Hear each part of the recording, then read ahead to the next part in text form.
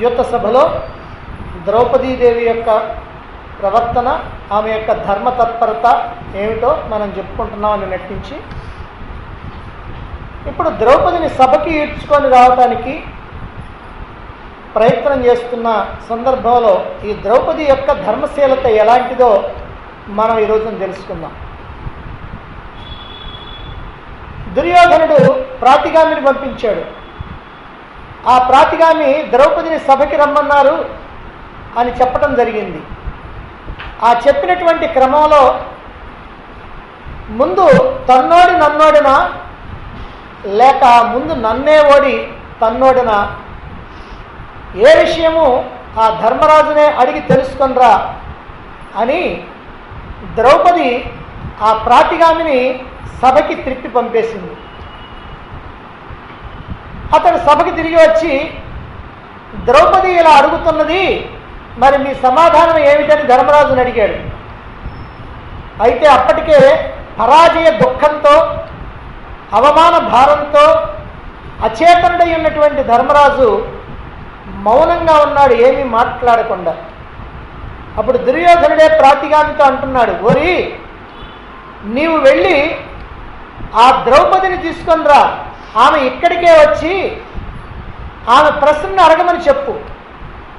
ఆమె ప్రశ్నని, ధర్మరాజు ఇచ్చేటువంటి సమాధానాన్ని ఇక్కడ సభాసదులంతా కూడా వింటారు అని అన్నాడు. దుర్యోధనుడి సేవలో ఉన్నటువంటి ప్రాతిగామి మరి రాజు యొక్క ఆజ్ఞ గనక తిరిగి ద్రౌపది దగ్గరికి వెళ్ళి, అమ్మా దుర్యోధనుడు మిమ్ము సభకు వచ్చి అక్కడే అడగమంటున్నాడు. తల్లి, కౌరవులకు వినాశకాలం దాపురించింది. మిమ్ముకి సభకి రప్పించడానికి సాహసించినటువంటి వాడు తన యొక్క ధనాన్ని, సంపదలని, వైభవాన్ని రక్షించుకోజాలడు అన్నాడు ప్రాతిగామి. అప్పుడు ద్రౌపది ప్రాతిగామితో అంటున్నది, ఓ ప్రాతిగామి, సుఖదుఖాలు అనేటువంటివి పండితులకి వస్తుంటాయి, అలాగే మూర్ఖులకి కూడా వస్తూనే ఉంటాయి. అయితే ఈ జగత్తులో ధర్మం ఒక్కటే శ్రేష్టమైనటువంటిది. ధర్మం కనుక రక్షింపబడిందా, ఆ ధర్మమే మనం రక్షిస్తుంది. మనకి శుభాలు కలగాలి అని అంటే ఆ ధర్మాన్ని మనం రక్షిస్తూ ఉండాలి. కనుక నేను అటువంటి ధర్మాన్ని ఎప్పటికీ ఉల్లంఘించలేను. అందుకని నీ వెళ్ళి నా సందేహాన్ని గురించి అక్కడ ఉన్నటువంటి సభ్యులను అడుగు. నా కర్తవ్యం ఏమిటో, ఇప్పుడు నేను ఏం చేయాలో అక్కడ ఉన్నటువంటి ధర్మాత్ములు, నీతికోవిదులు, శ్రేష్ఠ పురుషులు, వృద్ధులు అయినటువంటి మహాత్ములు ఏం చెబుతారో వాళ్ళు చెప్పినట్టుగా నేను నడుచుకుంటాను అన్నది ద్రౌపది. అది విని ప్రాతిగామి మరలా సభకు వెళ్ళి ద్రౌపది ప్రశ్నని సభికులకి తెలియజేశాడు. అప్పుడు దుర్యోధనుడి యొక్క నిర్బంధాన్ని చూచి అతడి యొక్క దురాగ్రహానికి భయపడి సభ్యులందరూ కూడా తలలు వంచి మౌనంగా ఉన్నారు. తాను ధర్మంగా జయించబడలేదు అని గ్రహించినటువంటి ద్రౌపది ముందుగా ధర్మరాజు దగ్గరికే ప్రాతిగామిని పంపించింది. తన యొక్క సందేహాన్ని నివృత్తి చేసుకోవాలి అని అనుకుంది. ధర్మరాజు ఏమి ఆజ్ఞ ఇస్తాడో దాన్ని పాటించాలి అని అనుకుంది. కానీ ధర్మరాజు మౌనం వహించాడు. భార్య విషయంలో భర్త మౌనం వహించినప్పుడు ఇక ఆమెకి సమాజంలో ఉన్నటువంటి పెద్దలు, ధర్మాత్ములే ఆశ్రయాలు అవుతారు. అందుకే ఇటువంటి క్లిష్ట పరిస్థితిలో తన యొక్క కర్తవ్యం ఏమిటో తెలియజెప్పమని అప్పుడు అక్కడ ఉన్నటువంటి పెద్దల్ని, సభలో ఉన్నటువంటి మహాత్ముల్ని, గురువుల్ని, వాళ్ళని అడుగుతూ ఉన్నది. అయితే ఆ పెద్దలు కూడా మౌనం వహించారు.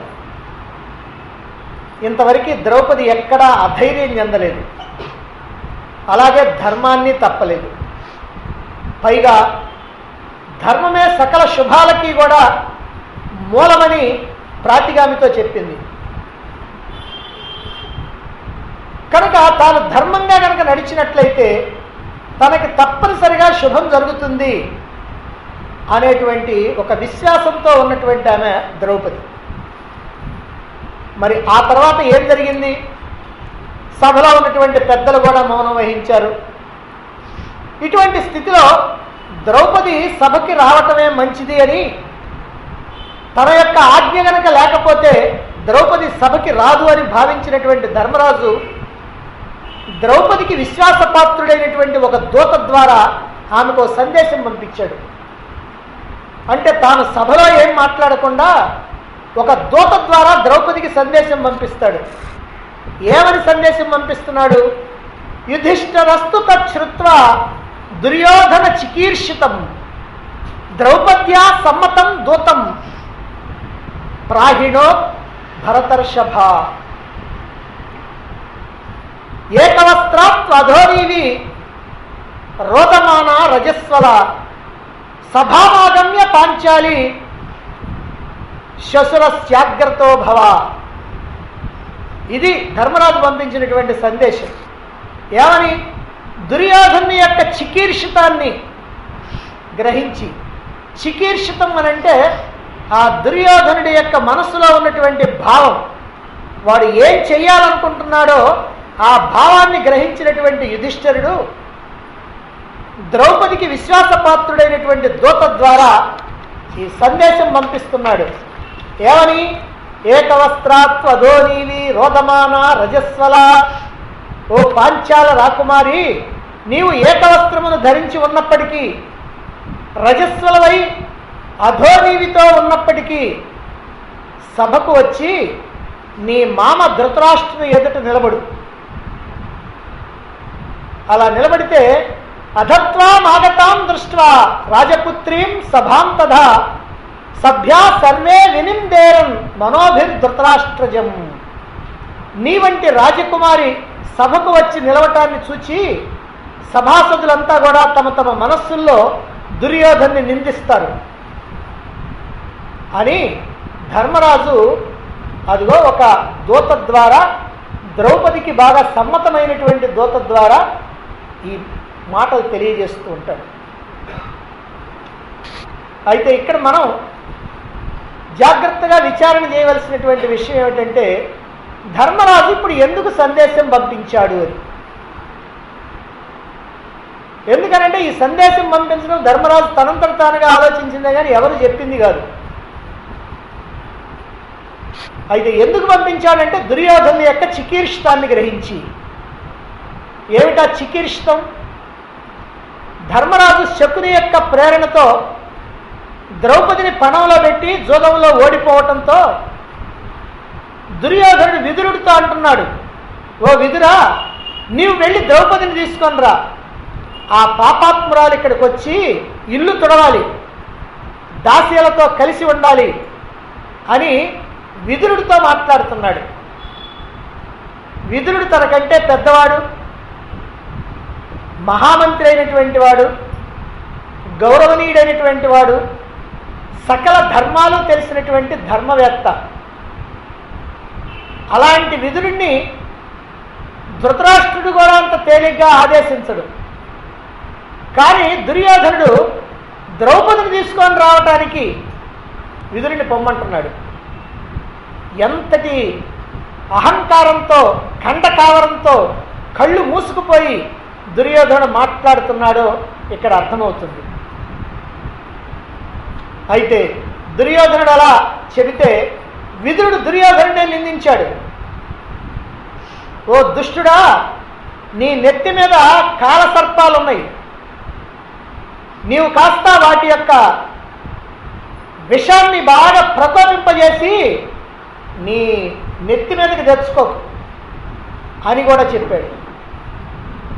అందువల్ల అలా నిందించి హెచ్చరించేటప్పటికీ ఆ తర్వాత ప్రాతిగామిని పిలిచి, ప్రాతిగామి అని అంటే అక్కడ ఉన్నటువంటి సేవకుడు ద్వారపాలకుడు, అతన్ని పిలిచి నువ్వు వెళ్ళి ద్రౌపదిని తీసుకొని రా, నీకు ఈ పాండవుల వల్ల ఎటువంటి భయమో లేదు, ఎందుకనంటే వీళ్ళందరూ నా దాసులు, నేనేమీ చేయలేరు అని ధైర్యం చెప్పి పంపించాడు. మరి ద్రౌపది దగ్గర నుంచి మొదటిసారి తిరిగి వచ్చినటువంటి ప్రాతిగామితో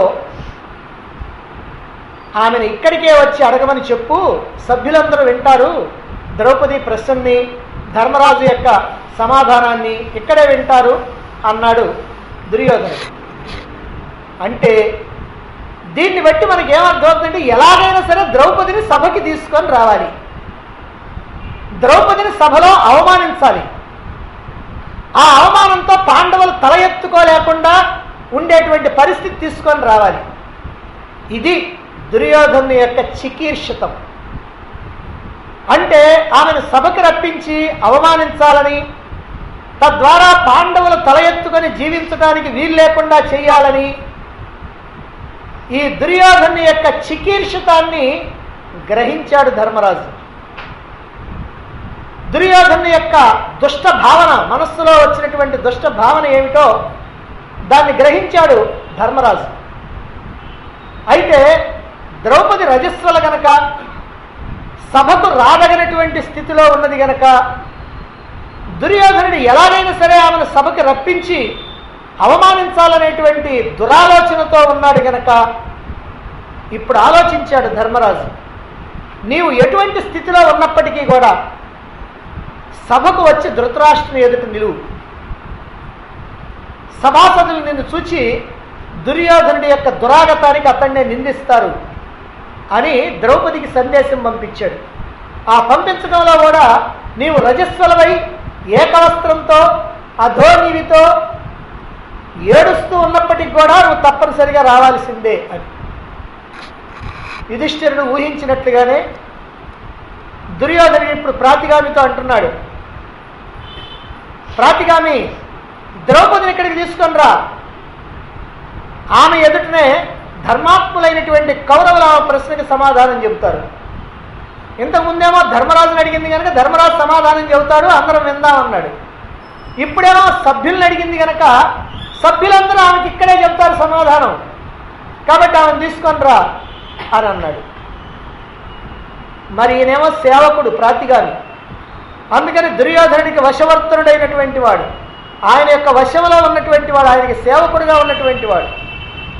అయినప్పటికీ కూడా ఈ ప్రాతిగామి ద్రౌపదీదేవికి నేనేమి చెప్పాలో మీరు చెప్పండి అని అంటున్నాడు. అంటే దుర్యోధనుడేమో తీసుకొని రా ద్రౌపదిని అని అంటే, ఈ ప్రాతిగామి పోకుండా సభ్యులను అడుగుతున్నాడు, ఏమని, ద్రౌపదీదేవికి నేనేం చెప్పాలనో మీరు ఒకరు చెప్పండి అని. ఎప్పుడైతే ప్రాతిగామి ద్రౌపది దగ్గరికి వెళ్లకుండా, దుర్యోధనుడి యొక్క ఆజ్ఞని పాలించకుండా సభాసదులను అడుగుతున్నాడో అతడు భయపడుతున్నాడు అనేటువంటి విషయం గ్రహించాడు దుర్యోధనుడు. ఎందుకనంటే ద్రౌపదీదేవి యొక్క కోపానికి భయపడుతున్నాడు ప్రాతిగామి. అందువల్ల భయపడుతున్నటువంటి విషయాన్ని తెలుసుకొని దుర్యోధనుడు ప్రాతిగామి వల్ల ఇక తన కోరిక నెరవేరదని గ్రహించి అందుకని దుశ్శాసనుడి వైపుకు చూచాడు. ఇప్పుడు దుర్యోధనుడు దుశ్శాసనుడితో అంటున్నాడు, ఓ దుశ్శాసన, దుర్బల హృదయుడైనటువంటి ఈ ప్రాతిగామి భీమసేనునికి భయపడతా ఉన్నాడు, నీవు స్వయంగా వెళ్ళి ద్రౌపదిని పట్టుకొని తీసుకొని రా. మన శత్రువులైనటువంటి పాండవులు మనకి దాసులై పడి ఉన్నారు ఇక్కడ, ఇక వాళ్ళు చేయగలిగిందేమీ లేదు అన్నాడు. వెంటనే ఎప్పుడని రెడీగా కూర్చున్నాడు దుశ్శాసనుడు. వెంటనే దుశ్శాసనుడు లేచి అప్పటికే ఎర్రబడినటువంటి కన్నులతో పాండవ భవనంలో ప్రవేశించి, ఓ ద్రౌపది, రమ్ము రమ్ము, నిన్ను ధర్మంగా మేము జోదంలో గెలుచుకున్నాం, ఇక సిగ్గు విడిచి దుర్యోధను వైపుకు చూడు, కౌరవుల్ని సేవించు, ఇక నీవు మా దాసివి అని అన్నాడు. ద్రౌపది దుఃఖంతో కుమిలిపోయింది. తన యొక్క మలినమైనటువంటి ముఖాన్ని చేతులతో దాచుకొని భయంతో ధృతరాష్ట్రుని యొక్క భార్యలు ఉన్నటువంటి తావుకు పరిగెత్తింది.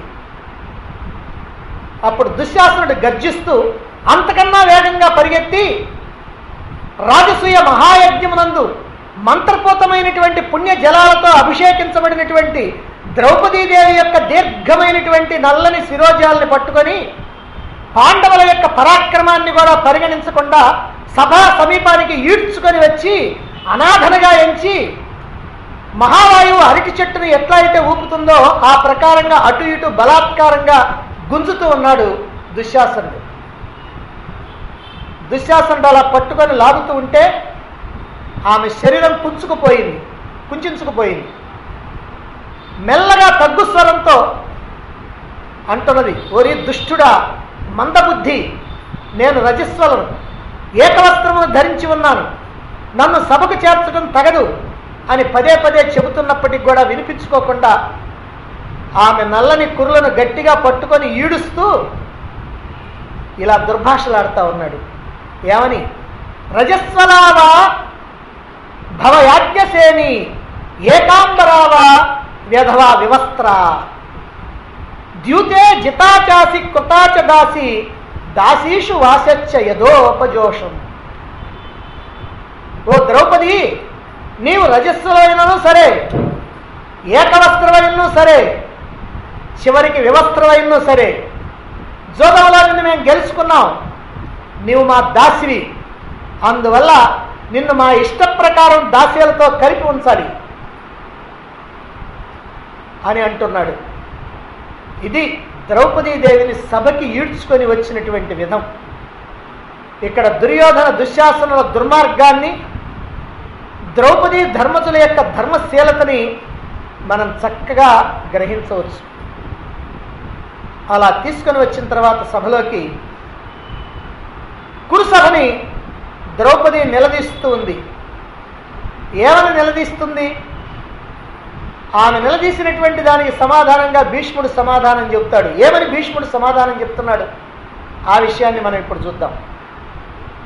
రాజసూయ అవబృత స్నానం సందర్భంగా మంత్రపూతమైనటువంటి పుణ్య జలాలతో పవిత్రీకృతం గావించబడినటువంటి ద్రౌపదీదేవి యొక్క కేశపాశాన్ని పట్టుకొని దుష్ట దుశ్శాసనుడు దాసి దాసి అనుంటే ఆమెను అటు ఇటు గుంజుతూ ఉంటే ఆమె యొక్క కేశాలన్నీ చెల్లా చెదరైపోయినాయి.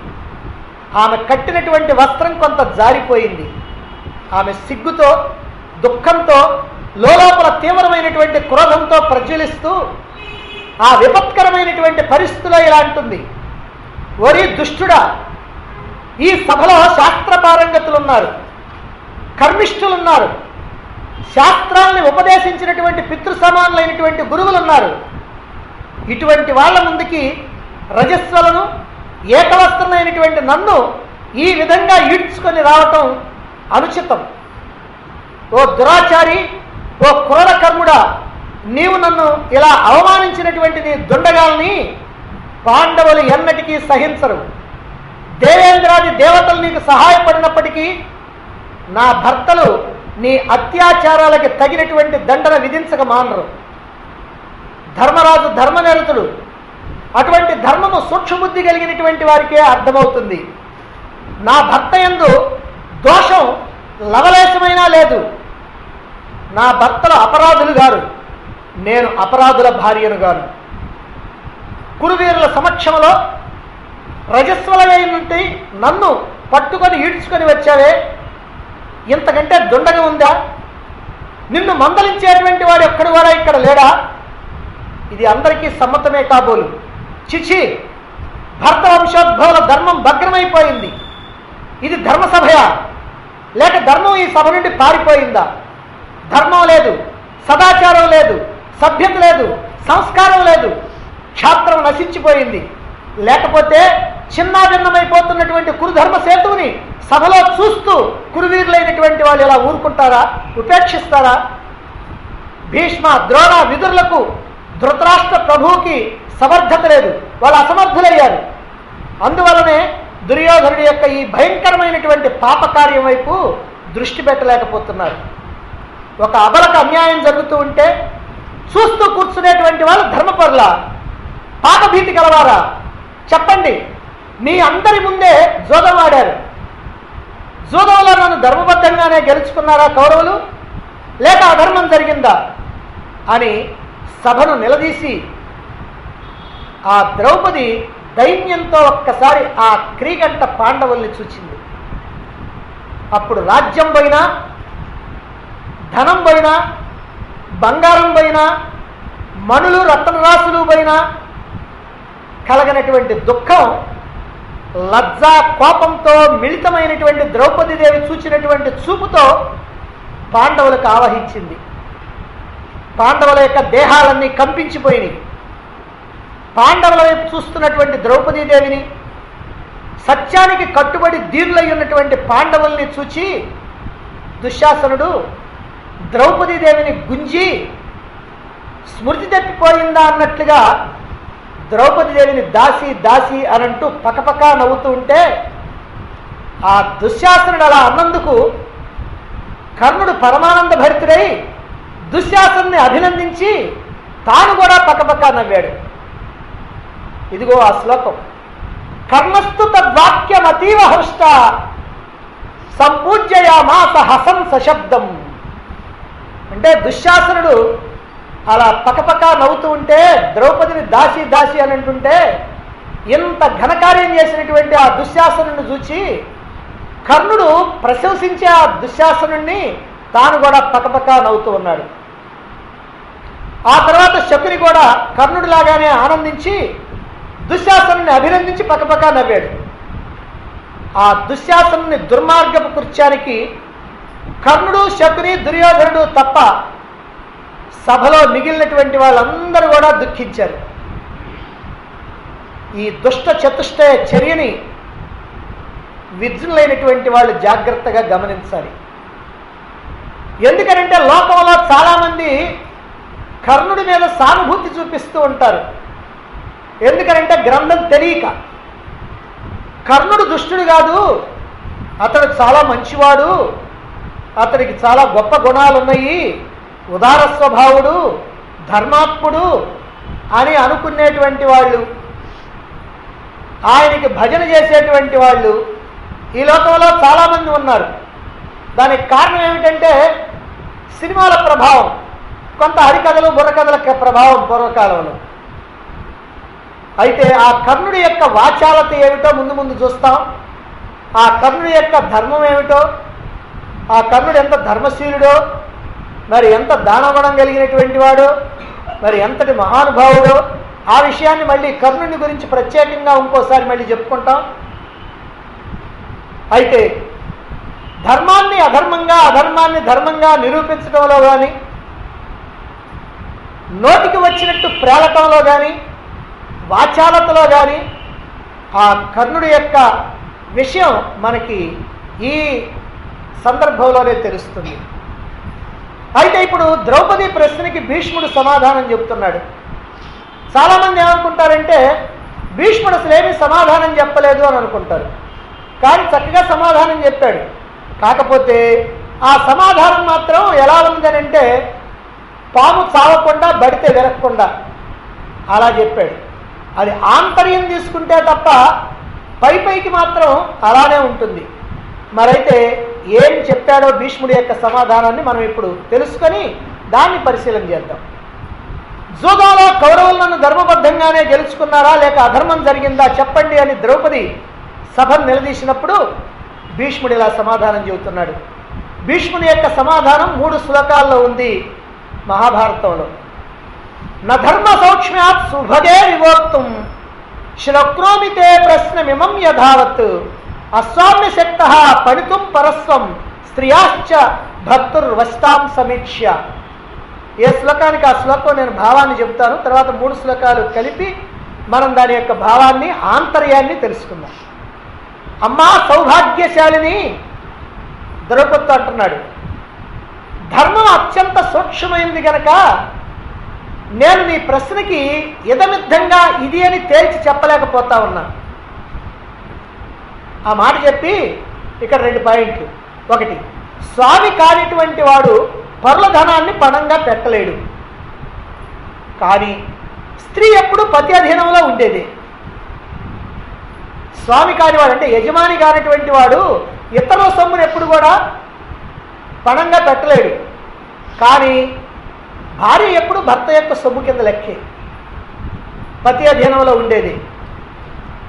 2, త్యజేత సర్వాం పృథివీ సమృద్ధ్యాం యుధిష్ఠిరో ధర్మమధో రజహ్యాత్ ఉక్తం జితోస్మీతి చ పాండవేన తస్మాన్న శక్నోమి వివేక్తుమే తత్.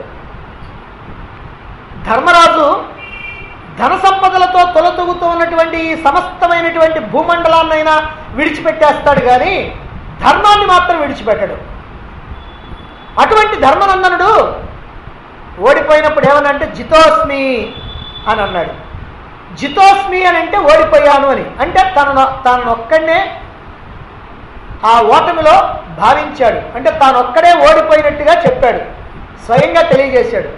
అందుకని కూడా నేను వివేచించి చెప్పలేకపోతున్నాను. అంటే ధర్మరాజు తనను తాను ఒడ్డుకొని ఓడిపోయినప్పుడు ఆయన జితోస్మి ఓడిపోయాను అని అన్నాడు. గెలుచుకున్నాను అని శకుని అంటే ఓడిపోయాను అని ధర్మరాజు అన్నాడు.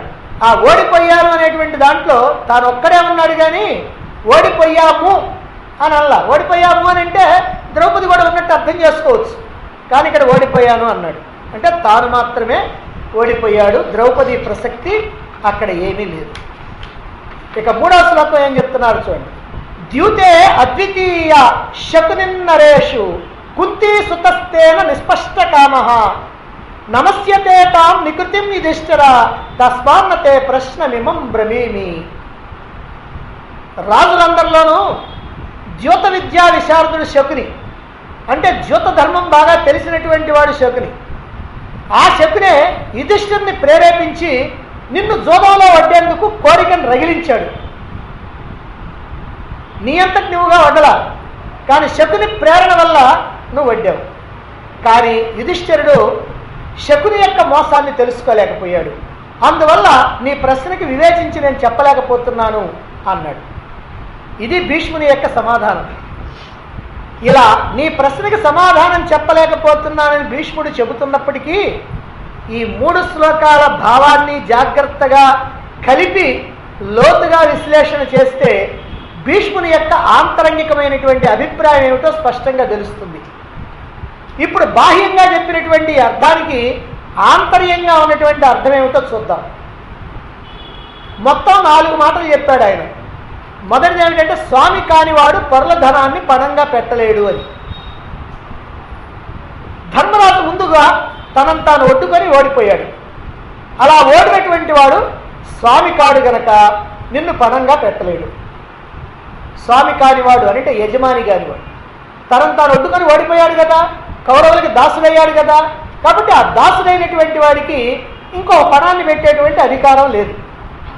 అంతేకాకుండా నీవు ధర్మరాజుకు ఒక్కడికే భార్యవు కాదు, 5 పాండవులకి భార్యవి కనుక పరధనాన్ని పెట్టేటువంటి అధికారం ఓడిపోయినటువంటి ధర్మరాజుకు అసలు లేనే లేదు. ఇది భీష్ముడి యొక్క ఆంతర్యం. రెండవ మాట ఏమన్నా అంటే స్త్రీ ఎప్పుడు పతి అధీనంలో ఉండేది, అంటే భార్య ఎప్పుడు భర్త యొక్క ధనం కింద లెక్క. కనుక భర్త ఓడినప్పుడు ఆ ఓటమిలో భార్య కూడా ఉన్నట్టే. అంటే ధర్మరాజు తనను తాను ఒడ్డుకొని ఓడిపోయినప్పుడు ధర్మరాజుతో పాటుగా ద్రౌపది కూడా ఓడిపోయినట్టేను అని అనుకోవచ్చు. కానీ తర్వాత మాట చెబుతున్నాడు. ఎందుకంటే తర్వాత మాట మళ్ళీ 3వ శ్లోకంలో చెప్తున్నాడు. ధర్మరాజు ఎలాంటి వాడంటే ధన సంపదలతో తొలతూగుతున్నటువంటి సమస్తమైనటువంటి భూమండలాన్నైనా విడిచిపెడతాడు, కానీ ధర్మాన్ని మాత్రం విడిచిపెట్టడు. అటువంటి ధర్మరాజు తనను తాను ఒడ్డుకొని ఓడిపోయినప్పుడు ఏమన్నాడు? జితోస్మి అన్నాడు. అంటే నేను ఓడిపోయాను అని తెలియజేశాడు. కాబట్టి ధర్మరాజు ఎట్టి పరిస్థితుల్లో ధర్మాన్ని విడిచిపెట్టాడు గనక ఓటమిని నేను ఓడిపోయాను అని తన వరకే చెప్పాడు గనక ధర్మరాజు మాత్రమే ఓడిపోయాడు, కానీ అందులో ద్రౌపది యొక్క ప్రసక్తి లేదు. మామూలుగా కనుకైతే భార్య కూడా తన సొమ్మే గనక ఓడిపోయినప్పుడు ఏమనాలి? జితౌ స్వహ అనాలి, అంటే ఓడిపోయాము అనాలి. కానీ జితోస్మి అని అన్నాడు. కాబట్టి భర్తతో పాటే భార్య అని అనటానికి వీలు లేదు. భర్తతో పాటే భార్య, భర్త ఓడిపోతే భార్య కూడా ఓడిపోయినట్టేను అని అనుకుంటారేమో, అలా అనుకోవటానికి వీల్లేదు ఇక్కడ. ఎందుకంటే ఆ భర్త తనను తాను మాత్రమే ఓడిపోయినట్టుగా చెప్పాడు గనక, ఆ చెప్పినటువంటి వాడు ధర్మరాజు గనక, ఆ ధర్మరాజు ధర్మాన్ని ఎప్పుడు విడిచిపెట్టినటువంటి వాడు కనుక ధర్మరాజు ఓటమిలో ద్రౌపది ఓటమి లేదు అని భీష్ముడు స్పష్టం చేయటం జరిగింది. అంతేకాకుండా మరొక మాట కూడా చెప్పాడు. రాజులందరిలోనూ జ్యోత విద్యా విశారదుడైనటువంటి వాడు శకుని. ఆ శకునే యుధిష్ఠిరుని ప్రేరేపించాడు ద్రౌపదిని జోదంలో వడ్డమని. మరి జ్యోత ధర్మం తెలిసినటువంటి వాడు కదా శకుని. మరి అలా తెలిసినటువంటి వాడు ఏమన్నాడు?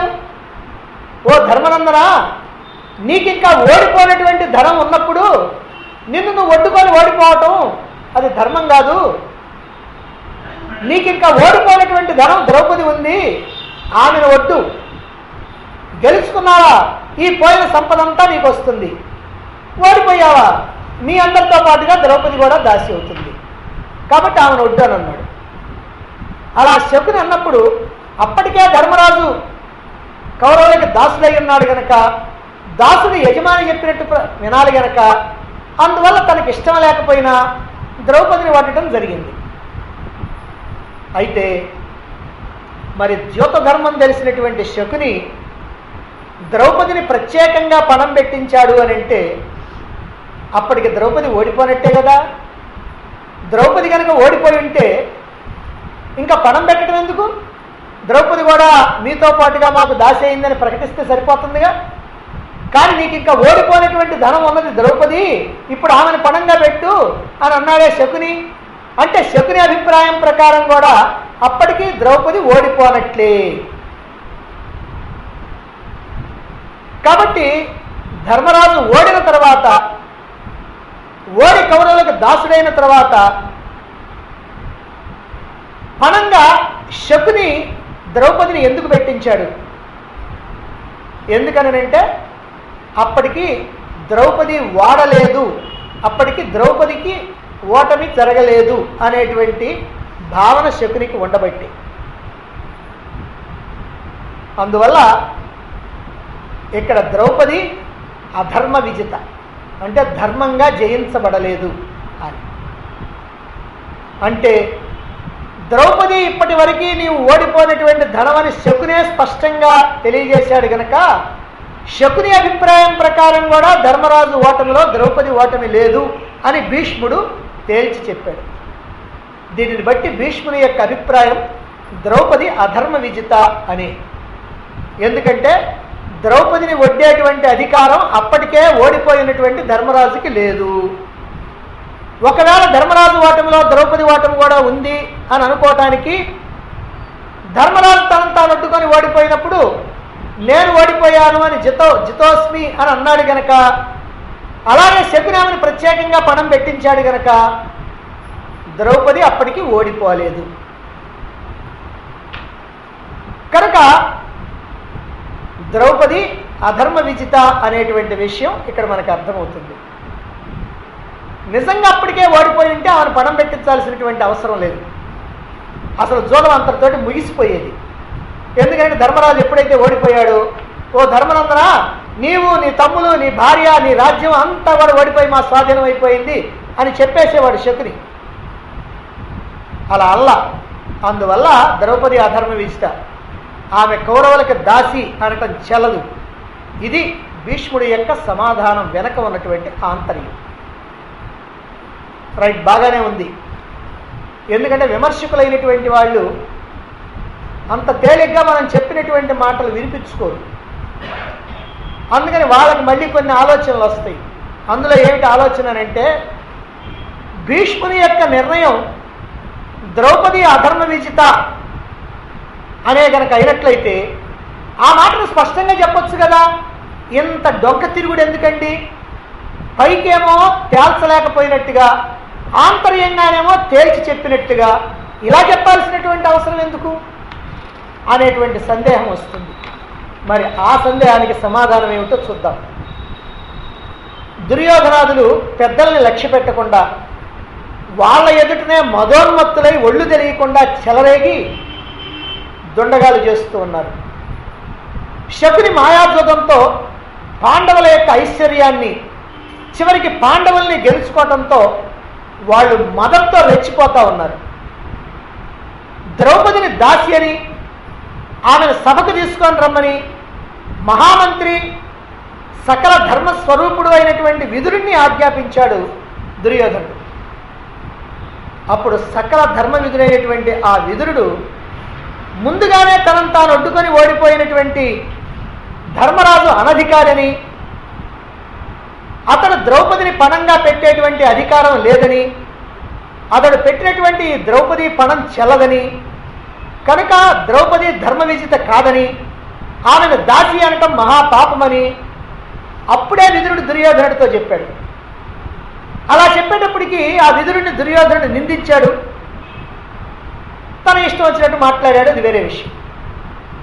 అయితే విదురుణ్ణి అలా నిందించి దూషించినటువంటి దుర్యోధనుడి యొక్క ప్రేలాపనల్ని, మదోన్మత్తతని కళ్ళారా దర్శించాడు భీష్ముడు. ధర్మాత్ముడైనటువంటి విదురుని యొక్క అభిప్రాయాన్నే ఇప్పుడు తాను కూడా చెబితే, ఎందుకంటే విదురుడి అభిప్రాయమే భీష్ముడి అభిప్రాయం కనుక ఆ అభిప్రాయాన్నే తానుగానే చెబితే తనకి కూడా విదురుడి యొక్క గతి, విదురుడికి ఏ గతి పట్టిందో తనకి ఆ గతి పడుతుంది. అంటే విదురుడిని నిందించాడు కదా, ఇప్పుడు భీష్ముడిని నిందించడానికి మాత్రం వెనకాడాల్సినటువంటి అవసరం లేదు. ఇక ఇలాంటి భయానకమైనటువంటి పరిస్థితిలో ద్రౌపదియే తనను తాను రక్షించుకోగలిగినటువంటి పాతివ్రత్య మహాత్మ్యము కలిగినటువంటిది అని విశ్వసించినటువంటి భీష్ముడు ఈ దుష్టులకి కావాల్సినటువంటి శాస్తి ఇతరులు ఎవరు కూడా కలగజేసుకోకుండానే జరుగుతుంది అని భావించాడు. ఇటువంటి స్థితిలో ద్రౌపది ప్రశ్నకి సమాధానాన్ని స్పష్టంగా చెబితే పెద్ద కోలాహలం జరుగుద్ది అని దూరదృష్టితో ఆలోచించాడు. ఎందుకంటే ఆయనకి రెండు మార్గాలు ఉన్నాయి స్పష్టంగా చెప్పడానికి. ద్రౌపది ధర్మ విజిత కాదు అని, లేదా ద్రౌపది ధర్మ విజిత ఏనని. అంటే ద్రౌపది అన్యాయంగా ఓడింపబడ్డది అని, ఇంకోటి న్యాయంగానే ఓడింపబడ్డది. ఈ రెండేనే చెప్పాల్సింది, ఈ రెండిట్లో ఏదో ఒకటి చెప్పాలి. అయితే ద్రౌపది ధర్మ విజిత కాదు, కౌరవులదే అధర్మం అన్యాయం అని గనక అన్నాడు అనుకోండి, అప్పుడేం జరుగుతుంది? దుర్యోధనాదుల ద్వారా తమకు అవమానం జరుగుతుంది. అవమానం మాత్రమే కాదు, ఎప్పుడైతే ద్రౌపదిది ధర్మము పాండవులది ధర్మం అన్నాడో అప్పుడు ద్రౌపది పాండవుల్ని రెచ్చగొట్టి గందరగోళం సృష్టించవచ్చు. అలా కాక ద్రౌపది ధర్మ విజితయే, ఆమె నిజంగానే ఓడిపోయింది, ధర్మమే, కౌరవులు ధర్మంగానే ద్రౌపదిని గెలుచుకున్నారు అని అంటే అది ధర్మహాని.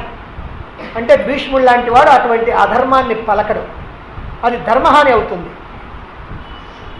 అధర్మంగా పలికినటువంటి తమ మీద ద్రౌపది కోపావేశంతో ఊగిపోవచ్చు. మహాపతివ్రతకి కోపం తెప్పించడం తమకి సముచితమైనటువంటిది కాదు. దానివల్ల సభలో గందరగోళం జరగవచ్చు. కనుక ఎలా చెప్పినా సరే గందరగోళం జరుగుతుంది, కీడు జరుగుతుంది. అందుకని స్పష్టమైనటువంటి సమాధానం చెప్పకుండా భీష్ముడు సంశయాస్పదంగా సమాధానం చెప్పాడు. అంటే లోతుగా ఆలోచిస్తే ఆమె ధర్మ విజిత కాదు, అధర్మ విజితయే అని తెలుస్తుంది. పైకి కనుకైతే అటు ఇటు చెప్పలేకపోతున్నాను అని చెప్పటం కనపడుతుంది. సరే, బాగానే ఉంది, ఎందుకు భీష్ముడు అట్లా చెప్పాడు అని. అయితే ఇంకో సందేహం ఏమిటంటే, భీష్ముడు ఇలా సంశయాస్పదంగా చెప్పటం ధర్మమా? ఇది మనం ఆలోచించాలి. మరి విదురుడు చక్కగా చెప్పేశాడు కదా, మరి ఇప్పుడు భీష్ముడు కూడా ఏమైతే అదేంటి నేను చెప్పొచ్చుగా, కానీ ఇలా చెప్పలా. ఎందుకు చెప్పలేదంటే ఏదో కారణం ఉంది. కానీ ఇలా చెప్పడం ధర్మమా అని కనుక మనం ఆలోచిస్తే ధర్మం కానే కాదు. ఇది ఖచ్చితంగా భీష్ముడి యొక్క తప్పే. అది కారణం ఏదైనా కానీ ఏదో జరుగుతుందని ఊహించి ఆయన చెప్పకపోతే అది ధర్మం ఎట్లా అవుతుంది? ధర్మం కావటానికి వీలు లేదు. ఇలా అధర్మంగా ప్రవర్తించినందుకు ధర్మ నిర్ణయం చేయగలిగి కూడా చెయ్యవలసినటువంటి సమయంలో చెయ్యనందుకు ఆ అధర్మ దోషం తనకు అంటుకుంటుంది. దాని యొక్క ఫలితాన్ని తప్పకుండా అనుభవించవలసి వస్తుందని కూడా భీష్ముడికి తెలుసు. ఎందుకనంటే ఇక్కడ అధర్మం చెప్పలా, కానీ ధర్మాన్ని చెప్పలేకపోయాడు. కాబట్టి ఈ ధర్మాన్ని చెప్పలేకపోయినందుకు దాని యొక్క ఫలితాన్ని కూడా నేను అనుభవించవలసి వస్తుంది అని భీష్ముడికి తెలుసు. ఆ ఫలితాన్ని అనుభవించడం కూడా అనుభవించాడు. ఎప్పుడు? మహాభారత యుద్ధం 10వ రోజున భీష్ముడు పడిపోయాడు. పడిపోయిన తర్వాత 58 రోజుల పాటు పదునైనటువంటి బాణాలతో కూడినటువంటి అంపశయ్య మీద పరుండి ఈ పాప ఫలాన్ని అనుభవించడం జరిగింది. మరి అదే విదురుడి సంగతి చూడండి. తాను చెప్పినటువంటి ధర్మ నిర్ణయాన్ని వినిపించుకున్నా వినిపించుకోకపోయినా చెప్పదలుచుకున్నటువంటి దాన్ని నిర్భయంగా చెప్పటమే తన విధి అని భావించి ధైర్యంగా పరమ దుర్మార్గులైనటువంటి దుర్యోధనాదుల దురన్యాయాలను తెలియజేసినటువంటి విదురుడు, ఆయనకేం ఫలితం కలిగింది? దివ్యమైనటువంటి జీవితాన్ని గడిపి, అంటే చిట్ట చివరిలో తపస్సులు చేసుకొని ఒక అవధూతగా దేహాన్ని విడిచిపెట్టాడు. అంటే దీన్ని బట్టి మనకేమర్థం అవుతుందంటే ఎవరు చేసినటువంటి కర్మ వాళ్ళు అనుభవించకుండా తప్పదు అనేటువంటి సత్యం రుజువుతుంది. మరి ఇంకొకడున్నాడు ఇక్కడ సింహాసనం మీద కూర్చొని, ఇంత జరుగుతున్నా ఏమీ తెలియనట్లుగా నటించినటువంటి ధృతరాష్ట్రుడు. మరి ఆయనకేం ఫలితం వచ్చింది? 100 మంది కొడుకులుంటే 99 మంది పోయి ఒక్కడ మిగల్లా 100 మంది కొడుకుల్ని కూడా పోగొట్టుకున్నాడు. ఏ పాండవులకైతే అన్యాయం చేశాడో, ఏ పాండవులని రాజ్యానికి దూరం చేయటం కోసం అకృత్యాలు చేశాడో, అలా అకృత్యాలు చేయటానికి దుర్యోధనుణ్ణి ప్రోత్సహించాడో, ఆ దుష్టుడైనటువంటి ఆ ధృతరాష్ట్రుడు ఆ పాండవుల పంచంనే 13 సంవత్సరాలు మింగలేక కక్కలేక దుర్భరమైనటువంటి జీవితాన్ని గడిపి తన యొక్క పాప ఫలాన్ని అనుభవించాడు. నవ్వుతూ పాపాలు చేస్తే ఏడుస్తూ అనుభవించాల్సి వస్తుందనే విషయం ఈ లోకంలో ప్రతి వ్యక్తి కూడా గుర్తుపెట్టుకోవాలి. అలా గుర్తుపెట్టుకొని మానవులు తమ యొక్క జీవితాల్ని సదాచార సంపన్నతతో సార్థకం చేసుకోవాలి. సరే, భీష్ముడు ఇలా సంశయాస్పదంగా సమాధానం చెప్పడంతో ఇప్పుడు ద్రౌపది సభాసదులతో అంటున్నది. ఇప్పుడు మళ్ళీ సభలోకి వస్తున్నాం. ఏమంటున్నది? జూదంలో నేర్పరి, కపటి, అనార్యుడు, దుష్టాత్ముడు, ధూర్తుడు అయినటువంటి వాడు ధర్మరాజుని జూదానికి పిలిచి జూదం ఆడించాడు. ఏ దోషము లేనటువంటి ధర్మరాజుని ఎవరు జూదానికి రప్పించారు? ఈ కపట నాటకానికి సూత్రధారి ఎవరు? ధర్మరాజు ముందుగానే తనకు తాను ఒడ్డుకొని పరాజయం పాలయ్యాడు. ఆ తర్వాతనే నన్ను పణంగా వడ్డేందుకు ఆయన్ని వివశుణ్ణి చేసి ప్రేరేపించారు. ఈ పందెం ఎలా చెల్లుతుంది? ఈ విషయాన్ని ఆలోచించి విమర్శించి మాకందరికీ ప్రభువులైనటువంటి ఈ సభాసదులే నా ప్రశ్నకి సమాధానం చెప్పాలి. ఈ సభలో ఎంతమందో మహాపురుషులు ఉన్నారు, మహారాజులు ఉన్నారు, గురుశ్రేష్ఠులు ఉన్నారు, కురువంశ వృద్ధులున్నారు, వాళ్ళందరికీ కొడుకులు ఉన్నారు, కోడళ్ళు ఉన్నారు. నా ప్రశ్నకి ధర్మాధర్మ విచక్షణ చేసి సమాధానం ఇవ్వండి. ఎందుకంటే పెద్దలు లేనటువంటి సభ సభ కాదు, ధర్మం చెప్పినటువంటి పెద్దలు పెద్దలే కాదు, సత్యమైనటువంటి ధర్మం ధర్మమే కాదు, మోసంతో కూడినటువంటి సత్యం సత్యమే కాదు అని ఆ విధంగా ఆక్రోశించి పలుకుతూ ఉంటే దీనురాలై రోదనం చేస్తూ తన పతుల వైపు చూస్తూ ఉన్నటువంటి ద్రౌపదీదేవిని దుశ్శాసనుడు కర్ణ కఠోరంగా దుర్భాషలాడుతూ ఉన్నాడు. ఆ సమయంలో దుర్యోధను యొక్క సోదరుడు, ధృతరాష్ట్రుని యొక్క 100 మంది పుత్రుల్లో ఒకడు అయినటువంటి వికర్ణుడు ద్రౌపది ప్రశ్నకి సమాధానం చెబుతున్నాడు. ఏమని సమాధానం చెబుతున్నాడో మనం రేపు తెలుసుకుందాం. ఈ వికర్ణుడిని చాలామంది కర్ణుడి యొక్క కుమారుడు అని అనుకుంటారు, ఎందుకంటే పేరుంది కాబట్టి. కానీ 100 మంది పేర్లు పెట్టడానికి పాపం ఎంతో తంటాలు పడి పెట్టారు వాళ్ళు. అందుకని కర్ణుడు కూడా ఉన్నాడు, దుర్యోధనుడు తమ్ముళ్ళలో ఒకడు. వికర్ణుడు ఉన్నాడు, భీముడు ఉన్నాడు, భీమరథుడు, ఇట్లా రకరకాలైనటువంటి పేర్లు ఆ 100 మందిలో ఈ వికర్ణుడు కూడా ఉన్నాడు. మరైతే ఆ వికర్ణుడు ఈ ధర్మ నిర్ణయాన్ని ఏమని చెబుతున్నాడో మనం రేపు తెలుసుకుందాం.